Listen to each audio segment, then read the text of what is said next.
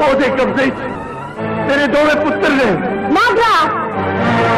پاکستان کے عظیم ولن ہمایوں قریشی نے کیا دردناک قسمت دیکھی ہے۔ ایک وقت تھا کہ ان کی آواز کا کھڑا پورے جہان نے سنا۔ ان کی گہن گرج والی آواز کے آگے سب عاجز تھے۔ وہ جب بولتے تو پھر کسی میں جواب دہی کی ہمت نہ ہوتی، بلکہ سر تسلیمے ہم ہو جاتے۔ ان کی شہرت کے فسانے 400 تھے۔ ہمایوں قریشی فلموں کے لیے لازم و ملزم سمجھے جاتے تھے۔ سلطان راہی سے لے کر شان، معمر رانا، سعود اور بابر علی تک ہر ایک کے سامنے انہوں نے اپنا جلوہ بکھیرا اور 1300 پاکستانی فلمیں کرنے کا منفرد ریکارڈ قائم کیا۔ ایک وقت تھا کہ جب سنگیتا جیسی خوبصورت لیڈی ان پر فدا ہو گئی تھی، مگر پھر قسمت نے ایسا دردناک پلٹا کھایا کہ دیکھ کر رونگٹے کھڑے ہو جائیں۔ وہ گھن گرج والی آواز بلکہ کھڑاک والی آواز لڑکھڑانے لگی، چلنے پھرنے سے بھی قاصر ہوئے اور ویل چیئر ان کا مقدر بن گئی۔ ہماری فلمی تاریخ کا ایک عہد ساز ولن دہائیوں سے ایسی ہی دردناک زندگی گزار رہا ہے۔ آج کی اس خصوصی ویڈیو میں ہم آپ کو ہمایوں قریشی کی موجودہ حالت کے بارے میں بتائیں گے کہ وہ کہاں ہیں اور کیا کرتے ہیں اور ذریعہ روزگار کیا ہے، کیسی زندگی گزار رہے ہیں۔ ہمایوں قریشی 2003 سے معذوری کی زندگی گزار رہے ہیں۔ انہیں فالج کا اٹیک آیا تھا، جس وجہ سے ان کی زبان لڑکھڑا گئی اور چلنے پھرنے سے بھی عاجز ہو گئے۔ اس کی وجہ حد سے زیادہ کام کرنا تھا۔ ہمایوں قریشی کے بارے میں بتایا جاتا ہے کہ وہ بہت زیادہ محنتی تھے، انہیں اپنے کام سے بہت زیادہ لگن تھی، یہاں تک کہ وہ عید کے روز بھی شوٹنگ کرتے تھے۔ ہمایوں قریشی کے دوست انہیں مشین کہہ کر بلاتے تھے، کیونکہ وہ مشین ہی کی طرح بغیر کسی وقفے کے سال بھر کام کرتے تھے، اور اس سوچ کے پیچھے ایک لمبی کہانی تھی، کیونکہ ہمایوں قریشی کو یہ کام بہت مشکل سے ملا تھا۔ انہوں نے ایک لمبی جدوجہد کی تھی۔ بتایا جاتا ہے کہ ہمایوں قریشی 70 کی دہائی میں فلم دنیا کا حصہ بنے۔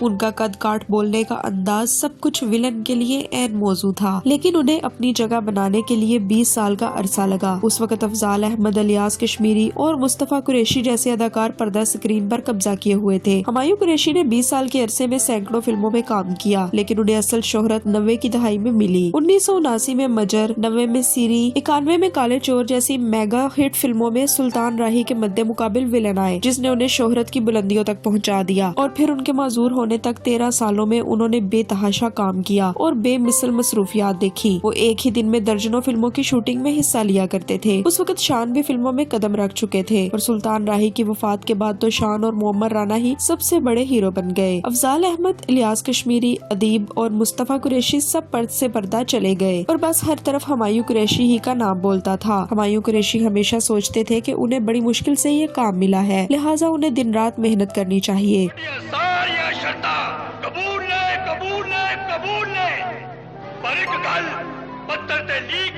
ہمایوں قریشی کی خوش قسمتی کہیں یا بد قسمتی کہ انہوں نے کمایا بہت، مگر کبھی بھی کچھ بیٹھ کر نہیں کھا سکے۔ 2003 میں بھی وہ ایک فلم کی شوٹنگ پر مصروف تھے کہ انہیں فالج کا اٹیک آ گیا، جس سے ان کی زبان ناکارہ ہو گئی اور وہ بولنے اور چلنے پھرنے سے قاصر ہو گئے۔ ہمایوں قریشی کا بہت علاج کروایا گیا، لیکن وہ اپنی حالت میں واپس نہ آ سکے۔ وہ دہائیوں سے گمنامی کی زندگی گزار رہے ہیں۔ کچھ عرصہ پہلے خبر آئی کہ ان کی حالت بہت ہی تشویشناک ہے، جس نے ہمایوں قریشی کے مداحوں کو بہت رنجیدہ کیا۔ پہلے وہ ہمایوں قریشی سے لا علم تھے، اور جب خبر آئی بھی صحیح تو کیسی افسوسناک۔ خیر، ہمایوں قریشی بولنے سے اب بھی قاصر ہے، لیکن ان کی صحت پہلے سے بہت بہتر ہے۔ وہ اپنے ڈرائیور کے ساتھ روزانہ باہر چائے پینے جاتے ہیں۔ ہمایوں قریشی لاہور کے علاقے جوہر ٹاؤن میں واقع ایک انتہائی پرآسائش اور عالیشان گھر میں رہتے ہیں۔ وہ سفر کرنے کے لیے ہونڈا سٹی کار استعمال کرتے ہیں۔ ان کا گھر ہر طرح کی سہولیات سے مزین ہے، وہاں پر وہ اپنی فیملی کے ساتھ رہتے ہیں۔ دراصل ہمایوں قریشی نے 2 شادیاں کی تھی۔ ایک شادی انہوں نے اپنے آبائی علاقے میں پشتون لڑکی سے کی، جو کہ تاحال قائم ہے۔